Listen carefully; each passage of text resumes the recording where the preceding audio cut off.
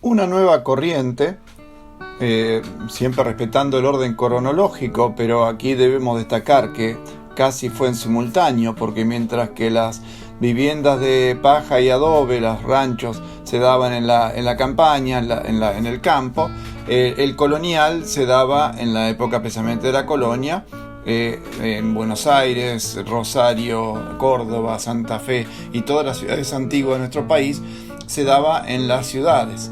Acá en esta primera foto estamos viendo una pintura donde se representa una ciudad colonial, donde acá sí vamos a encontrar dos características que son fundamentales. La primera es que la ciudad colonial está ordenada en la tipología de damero. Fíjense que acá estamos ya hablando de tipología, pero que abarca o que referida a una urbanización, no solamente una vivienda, sino una urbanización. La tipología de damero sería la famosa tipología cuadriculada, que lo vemos hasta el día de hoy en muchas de nuestras ciudades en Argentina. Responde a un orden dado desde la época de Roma, de la antigua Roma, en donde los campamentos militares se ordenaban en dos ejes, dos avenidas, el Cardus y el Decumanus, que se intersectaban, se unían en una plaza central, en donde se daban las distintas estaban los distintos lugares de uso común, la comandancia, el almacén y demás del campamento militar. Bien, esta tipología es la que las leyes de Indias obligó a aplicarse en las colonias americanas, en toda América. De esta forma las ciudades iban a ser mucho más ordenadas y más fáciles de defender en comparación a las ciudades antiguas de Europa, que tenían una tipología medieval sumamente desordenada. Bien, entonces acá vemos desde esta vista casi aérea una tipología cuadriculada, y otra característica que vemos es que aquí sí las casas están entre medianeras. O sea, es una característica, esta tipología es una característica que se sigue conservando hasta el día de hoy. O sea, la casa entre medianeras, donde una vivienda termina y empieza la otra sin solución de continuidad. Bien, ¿de qué se trata la casona colonial? Ante todo debemos aclarar algo.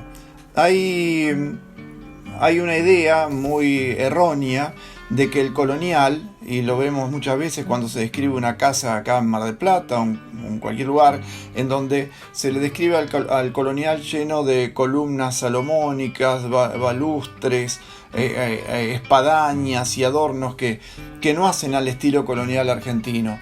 Más vale vendría a ser eso un estilo colonial californiano, pero más que californiano, auténtico.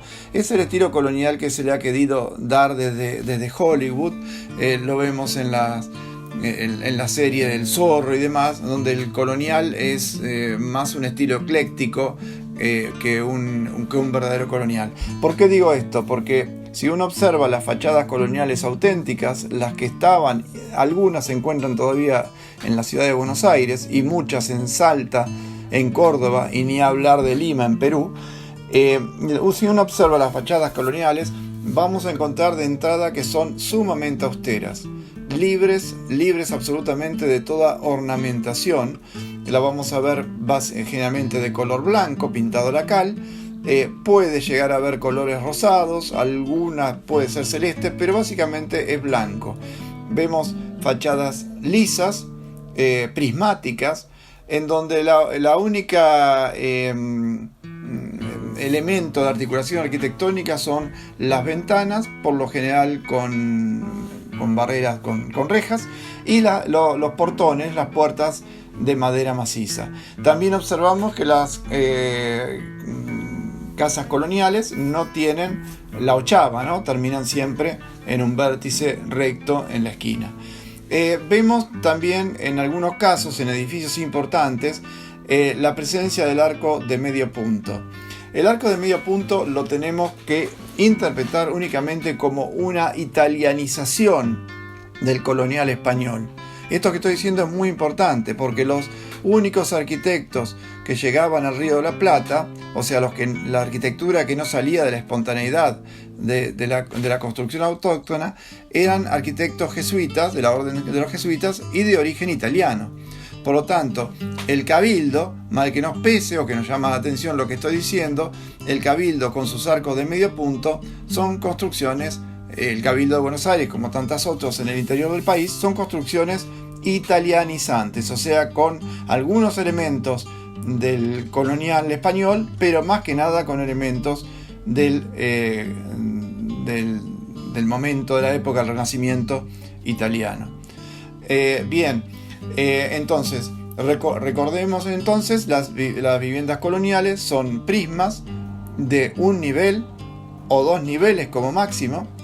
Recordamos que el lugar en la pampa húmeda no era escaso como en Europa, sino que había posibilidad de desarrollarse.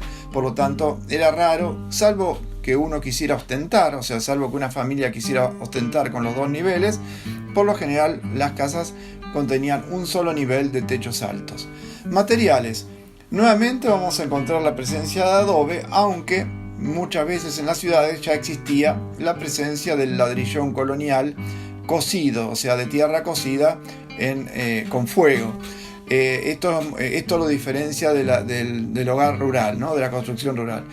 También vamos a encontrar la presencia limitada, pero la presencia de teja, la teja española o teja colonial, que tiene forma de muslo. De hecho, se fabricaba utilizando como molde el muslo humano de los trabajadores. Y también vamos a ver el techo chato, el techo, la azotea, la famosa azotea, que lo realizaban con la yuxtaposición, con la superposición de troncos de distintos niveles hasta terminar con paja trenzada en forma horizontal y terminando con una capa de adobe que se secaba al sol, y después la terminación era con alquitrán, con brea.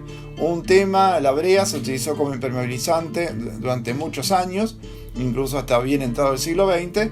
Era muy eficiente, autocicatrizante en cuanto había una pinchadura o una lesión a la azotea. El mismo sol se encargaba de derretir y devolverla a su estado original, pero como todos sabemos, los que hemos transitado en terrazas de niños tratadas con brea, precisamente cuando había sol o mucho calor, se volvían intransitables por la pegosidad que adquiere este material cuando le toca el calor. Otra cosa muy importante, y desde el punto de vista de la tipología, es su planta. La planta de la casona colonial la tenemos que la vamos a encontrar en la casona romana, una casa de 2000 años atrás. Así como se repite la tipología a nivel urbano, se repite la tipología a nivel de la casona. ¿Cuál es la tipología romana? Bien, es un patio central y todas las habitaciones dan a ese patio en donde se concentra la vida familiar.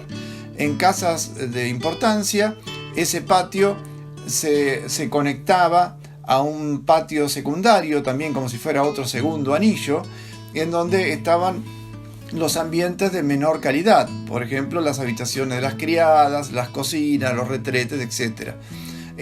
Podían en algunos casos comunicarse con un tercer patio, o sea un tercer anillo encadenado en un eje, en donde ahí sí vivían esclavos o estaban las fábricas de distintos productos.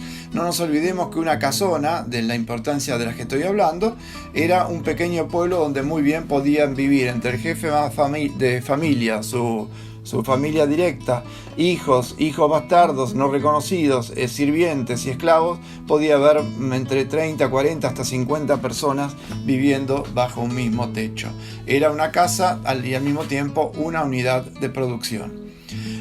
Bien, es importante lo que estoy diciendo, como estas casonas como anillos alrededor de un patio, porque vamos a ver en un futuro, cuando hablemos de casa chorizo, como este anillo se corta en el medio, y la casa chorizo vamos a ver que son también patios, pero rodeados solamente por la mitad, y la otra mitad hay simplemente una medianera. Es importante este concepto porque la casa chorizo va a ser una de las más importantes tipologías a lo largo de finales del siglo XIX y buena parte del siglo XX en cuanto a tipología netamente argentina. Hemos hablado de los materiales entonces. El hierro era caro, se utilizaba para rejas y barandas y se utilizaba más que nada como un motivo de ostentación.